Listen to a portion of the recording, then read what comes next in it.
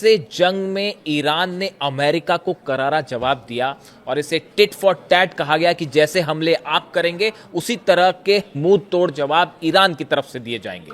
इस स्ट्रैटेजी को अब इकोनॉमिक वॉर जोन में भी अपनाया जाने लगा है और लेटेस्ट इसका एग्जाम्पल है कनाडा का। जिस तरह से अमेरिका और कनाडा के बीच टैरिफ टॉक्स जो हैं वो फेल हो गई, उसके बाद डोनाल्ड ट्रंप ने अमेरिका ने यह ऐलान कर दिया कि कनाडा के ऊपर 50% टैरिफ लगाया जाएगा। अब कनाडा ने भी इसका जवाब दे दिया है और यह कहा है कि जो टैरिफ जिन सामानों पर अमेरिका टैरिफ लगाएगा उसी तरह का टैरिफ कनाडा भी लगाएगा। यानी ये स्टाइल वही कहा जा रहा है जैसे जंग में ईरान ने जवाब दिया है, वैसे ही अब इस टैरिफ वॉर में कनाडा अमेरिका को जवाब देने जा रहा है।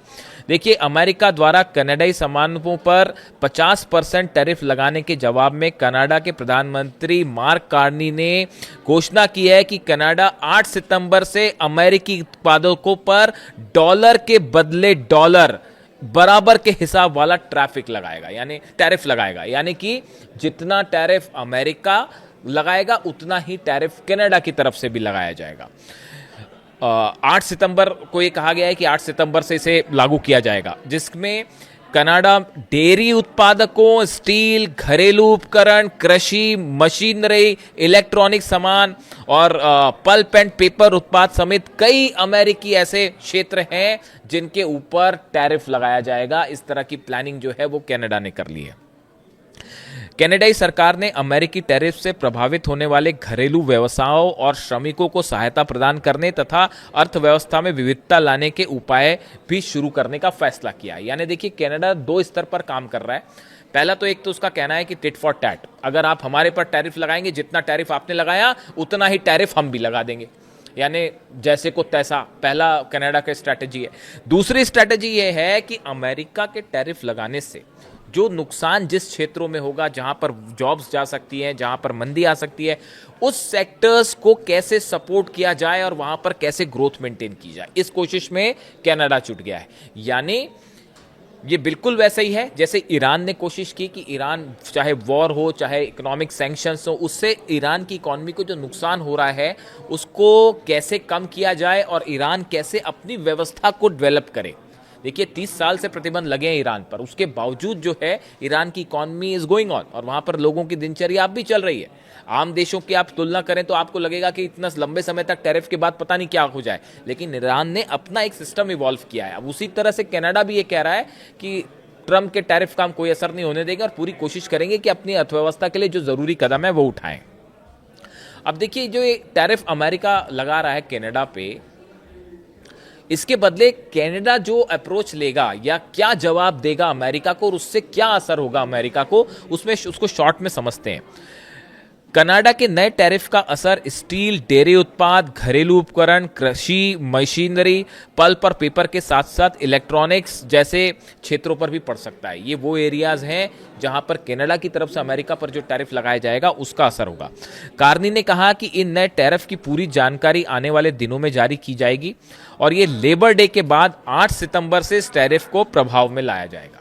ये कनाडा के प्रधानमंत्री ने कहा है कि 8 सितंबर के बाद से ये प्रभाव में लाए जाएंगे। देखिए, अमेरिका कनाडा की ट्रेड डील के बीच में रोकने के बाद, ये ट्रेड डील जब बीच में रुक गई, उसके बाद कनाडा के प्रधानमंत्री मार्क कार्नी ने ट्रंप को बड़ी धमकी दी। उन्होंने याद दिलाया कि अमेरिका की ग्रोथ कनाडा की वजह से हो रही है। कार्नी ने एक प्रेस कॉन्फ्रेंस में अमेरिका को दी जाने वाली मदद वापस लेने की वार्निंग भी दी। ये मदद एनर्जी सप्लाई से जुड़ी है, यानी एनर्जी सप्लाई वो बड़ा सेक्टर होगा जिस पर आने वाले दिनों में असर पड़ सकता है अमेरिका में।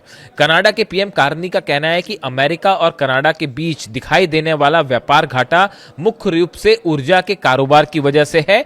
अमेरिका अपनी ऊर्जा जरूरतों के एक बड़े हिस्से के लिए कनाडा पर निर्भर है और यह सच है। देखिए, एनर्जी को लेकर अमेरिका जो है वो कनाडा पर निर्भर करता है। इस तरह की बात कनाडा की पीएम ने कही। आंकड़ों की बात करें तो अमेरिका को करीब 99% प्राकृतिक गैस कनाडा ही निर्यात करता है। इस तरह की बात कही गई। जबकि लगभग 85% बिजली कनाडा से खरीदता है अमेरिका। सीधे शब्दों में कहा जाए तो अमेरिका का पावर सेक्टर कनाडा पर काफी कुछ निर्भर करता है। ये बात जो है कनाडा की तरफ से कही गई है कि एनर्जी सेक्टर खासतौर पर, पावर सेक्टर जो है और प्राकृतिक गैस के मामले में अमेरिका डिपेंड करता है कनाडा पे। और अगर ये टैरिफ ट्रेड वॉर इसी तरह से चलता रहा तो इसका बड़ा नुकसान इन क्षेत्रों में देखने को मिलेगा अमेरिका में। इसके अलावा तेल के नाम पर पूरी दुनिया में खेल करने वाले अमेरिका में करीब 60% कच्चा तेल कनाडा से लेता है अमेरिका।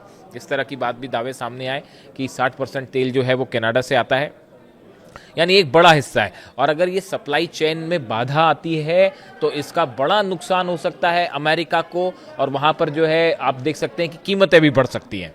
और कनाडा के पीएम ने तंज कसते हुए कहा है कि कनाडा अगर ऊर्जा आपूर्ति रोक दे तो अमेरिका की ग्रोथ भी रुक जाएगी। इस तरह की बात कनाडा के प्रधानमंत्री की तरफ से कही गई कि अगर एनर्जी सप्लाई जो है कनाडा रोक दे अमेरिका की तो इससे अमेरिका की ग्रोथ भी रुक जाएगी। देखिए, उसी तरह कनाडा अमेरिका का एक बड़ा बाजार है। जवाबी टैरिफ में अमेरिकी कंपनियों के कनाडा को होने वाले निर्यात महंगे हो जाएंगे, बिक्री घटेगी और बाजार में हिस्सेदारी भी कम होगी। पहले के अनुभव में भी कनाडाई जवाबी टैरिफ से अमेरिकी निर्यातक प्रभावित हुए थे। टैरिफ से क्रॉस बॉर्डर सप्लाई चेन टूटती है, उत्पादन महंगा और जटिल हो जाता है, जिससे अमेरिकी कंपनियों की लागत बढ़ती है और दक्षता कम होती है। यानी अमेरिकी कंपनीज पर भी इसका खासा असर देखा जाएगा। टैरिफ युद्ध से व्यापार घटता है, निवेश कम होता है और अनिश्चितता बढ़ती है। जो अगर ये टैरिफ वॉर इसी तरह से जारी रहता है, ट्रेड वॉर जारी रहता है कनाडा और अमेरिका के बीच में, तो इसका नतीजा होगा कि व्यापार, नेचुरल सी बात है कि व्यापार जो है वो कम होगा, निवेश इन्वेस्टमेंट कम होगा और इससे एक मार्केट में इनस्टेबिलिटी बनी रहेगी। यानी कनाडा ने एक बड़ा रिप्लाई देने की तैयारी कर ली है अमेरिका को, और टिट फॉर टैट वाला फॉर्मूला ईरान का जो है वो अपना लिया है। देखिए, दोनों के बीच में असल में बातचीत चल रही थी। बातचीत डिरेल कैसे हुई? दोनों देशों के बीच व्यापार समझौते को लेकर बातचीत चल रही थी। कुछ समय पहले तक माना जा रहा था कि दोनों पक्ष किसी समझौते के करीब है और कनाडा ने अमेरिका के साथ विवाद करने के लिए कुछ जवाबी टैरिफ हटाने की पेशकश भी की थी। लेकिन बातचीत के आखिरी दौर में अमेरिका की ओर से कुछ ऐसी मांगे रखी गई जिन्हें कनाडा ने स्वीकार करने से इनकार कर दिया। मार्क कार्नी के मुताबिक अमेरिका की अंतिम मांगों में कनाडा में बने वाहनों को मिलने वाले टैरिफ राहत को सीमित करना, कनाडा के दूसरे देशों के साथ व्यापार समझौते करने की क्षमता को रोक लगाना और भाषा, संस्कृति तथा संप्रभुता से जुड़े मुद्दों को प्रभावित करने वाली शर्तें भी जोड़ दी गई थी। ये बड़ी बात एक जो है कनाडा के प्रधानमंत्री की तरफ से कही गई। उनका कहना ऐसा था कि बातचीत ठीक चल रही थी और यह माना जा रहा था कि जल्दी समझौता हो जाएगा, डील हो जाएगी। लेकिन आखिरी दौर में, स्टॉक्स के आखिरी दौर में कनाडा के जो दूसरे देशों के साथ व्यापारिक टर्म्स हैं, ट्रेड टर्म्स हैं, उनको कंट्रोल करने की कोशिश अमेरिका ने शुरू कर दी। यानी कनाडा जो इंपोर्ट एक्सपोर्ट करता है, कई देशों के साथ ट्रेड डील है, टैरिफ की जो शर्तें हैं, उस मामले में अमेरिका ने दखल देना शुरू किया, जो कि बात कनाडा को मंजूर नहीं थी। बात नंबर एक। दूसरी बात, व्यापार समझौतों पर रोक लगाना।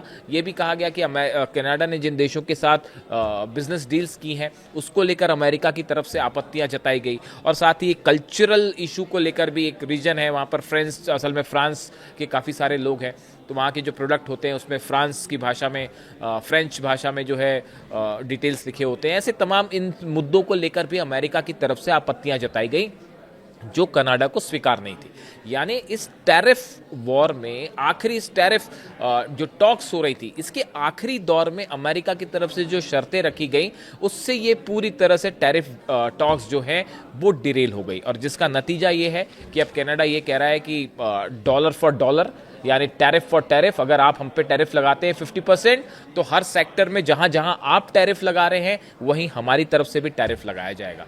ये बिल्कुल उसी तरह का है जैसे देखिए ईरान की तरफ से ये जवाब आ रहा है कि ये जो एक इकोनॉमिक वॉर शुरू की है अमेरिका ने, अमेरिका के जो वित्त मंत्री हैं उनकी तरफ से जो बयान आया कि करीब 60 इंस्टीट्यूशंस और जहाज हैं, शिप हैं, लोग हैं जिनके ऊपर बैन कर दिया गया है। ईरान जाने वाले जहाज़ों को रोका जा रहा है, ईरान के हर सामान की सप्लाई रोक दी जा रही है, ना ईरान चीज़ें जा पाएंगी ना वहाँ से बाहर आ पाएगी।